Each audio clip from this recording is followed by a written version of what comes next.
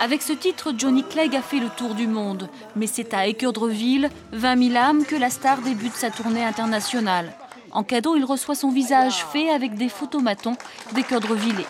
Des jeunes, des moins jeunes, des enfants, on va s'approcher.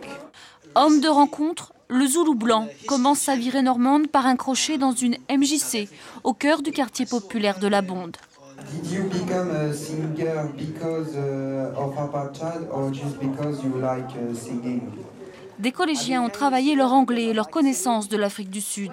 Beaucoup ignoraient ce qu'était l'apartheid, ce système raciste et discriminatoire, disparu il y a seulement quelques années.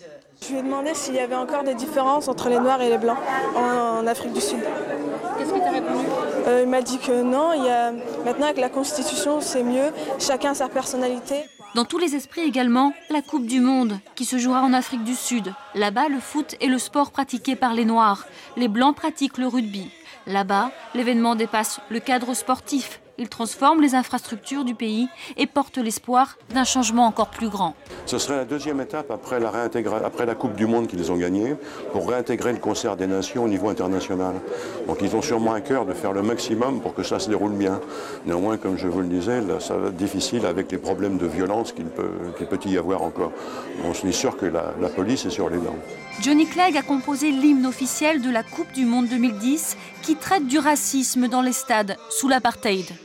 Pour moi, trouver le moyen de mélanger ensemble les différents sons, les différentes textures et les différentes cultures et couleurs, c'est ce que je fais de mieux.